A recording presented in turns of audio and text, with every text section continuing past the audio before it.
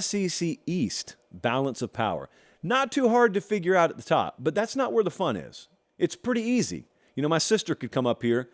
I don't invite it, but my sister could come up here and tell you, SEC East, I think Georgia's pretty well running that thing. Yeah, they are. And there's a reason, by the way, a couple of years ago I called that the best job in college football. I got roasted for it. Jesse, you weren't here yet. Colin was. I think it was 2020.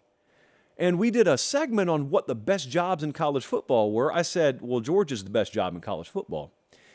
And it's like no matter how much I explained what my rationale was, all people wanted to do is compare trophy cases.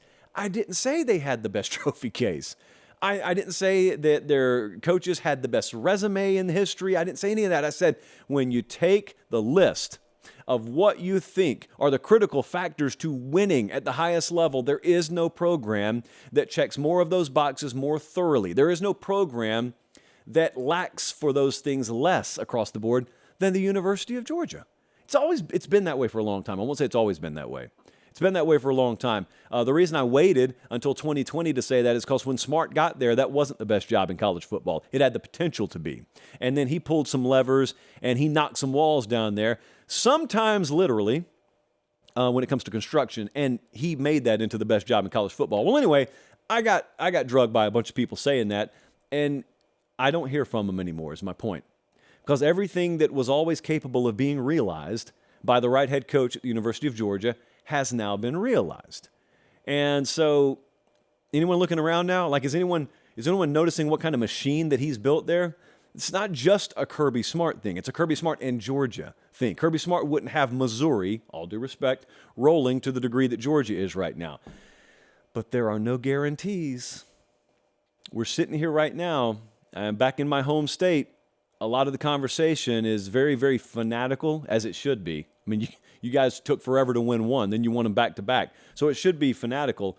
But I was doing Atlanta radio a couple of weeks ago, and I got asked about where Georgia goes from here. Now, the insinuation was they've reached like a cruising altitude. Can they stay there? Well, I said, I don't think Georgia's as good as they could be. Which sounds ludicrous because they've won back-to-back titles. I know that. Understanding the margins of this sport, understanding what a bounce of a ball means, understanding what an injury here or an injury there means, these are things that coaching staff is well aware of. These are things that football-minded people are well aware of. There are scenarios in both of those years where you change one or two things, Georgia doesn't win the title. They're no different a team. They're no different a program. But people would be talking about them completely different today.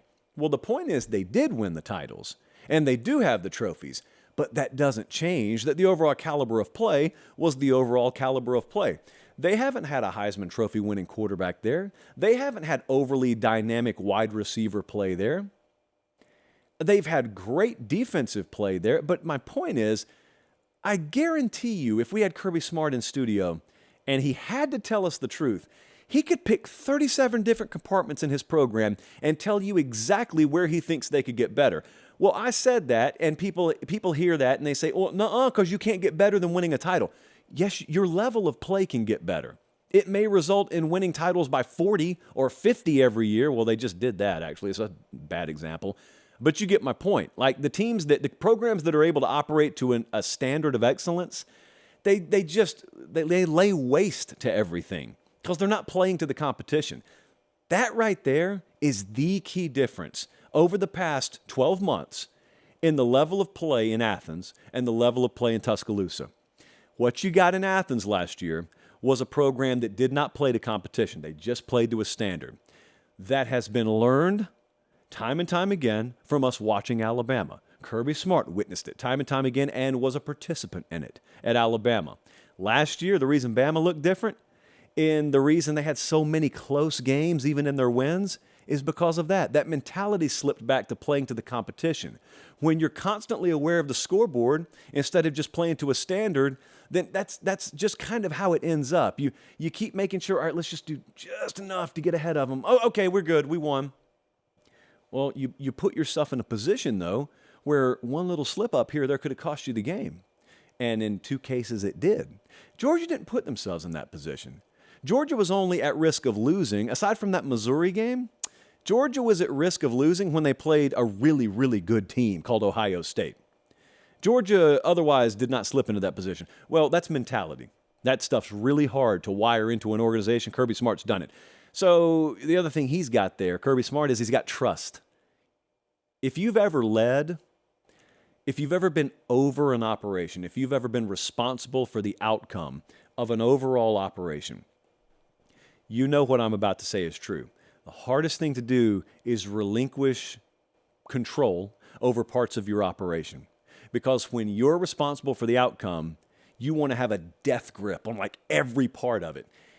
Finding people that are good enough to be trusted to carry out critical aspects of that operation is the hardest thing to do. And the younger you are, the newer you are, the harder it is to trust folks.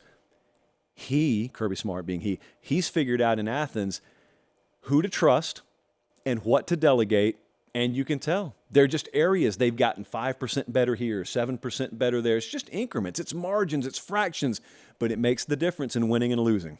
It makes the difference in winning a recruiting battle and finishing second. The overall sum of these incremental gains over the course of a season, it adds up. There's the Cole Kubelik text, right on time. Georgia's on the top. We don't need to worry about that in the East. I want to know who's behind them. You want to know who's behind them, and is it going to change in the foreseeable future? The spot behind Georgia in the East has been wide open. It seems like forever. No one has really wanted to grab it, but it's not because of a lack of effort. See, for a little while, I was worried that Georgia would be to the SEC East as Clemson has been to the ACC. You got one top dog, and then they start off a string of dominance, and then no one bothers to try and catch up. That's what the ACC has been for quite a while, until very recently, behind Clemson.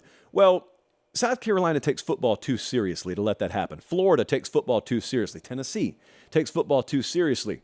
And the reason I mention them is not because they're all nipping at Georgia's heels, but it hasn't been for a lack of trying. It hasn't been for a lack of investment. They have poured money into hiring coaches, firing coaches, hiring new coaches, building facilities. They're trying, at least. Now, it's hard. It's really, really hard to do, immunity, but at least they're trying. Well, with Tennessee, they're probably in the best position out of any of these programs. There are good signs in multiple places. Kentucky had a really good year 2 years ago. Kentucky in the portal, something I'm going to talk about in a second. South Carolina's overachieved a couple of years in a row. But Tennessee last year, you can't ignore that, even if you wanted to. They went from 3-7 to 7-6 to 11-2 last year. Beat Alabama. I think it's really important. Not all those wins are equal. I know some of the more casual-minded out there lie to you and tell you a win's a win. Well, I was there in Neyland Stadium last year when they beat Alabama. Didn't feel like a normal win to me. They didn't treat it like a normal win.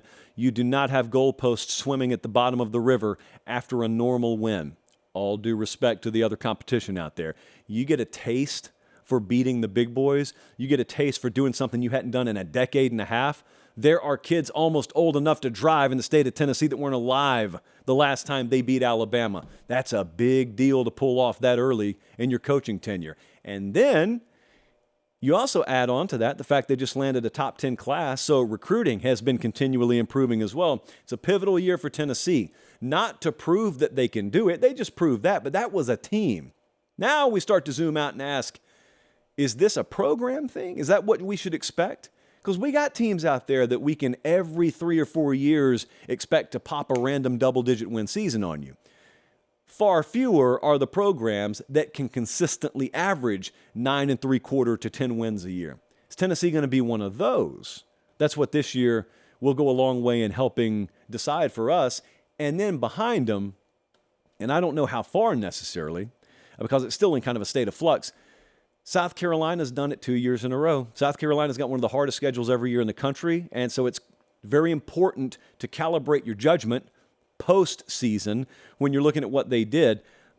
2 years in a row, as you well know, they have overachieved relative to the Vegas over-under. That new offensive coordinator move that Shane Beamer made, Dowell Logans from Arkansas, one of the most important moves in the assistant coaching world that was made by any school. because, again, of South Carolina being a top 20 program when they're right anyway, but also who they play every year. You got that. You also, speaking of top 20, you've got Shane Beamer's crew over there ascending into being a top 20 power in recruiting. And that wasn't the case when he got there. Not close. Florida is going to be better than their 5.5 win total this year. I just have to blindly believe that. It almost takes zooming out a little bit on them. The closer you get, and the more you realize or remember the painful memories of last year, the more negative you may be about Florida. I think sometimes it helps to have a completely refreshed, cleansed palate, and you come back to the table. And here's how simple it should be with Florida. It should be as simple as, they're recruiting top 20 or better every year, right? They've portaled top 20 or better every year, right? Multiple years in a row, right? Yeah. It's Florida, right? Yeah. That's it.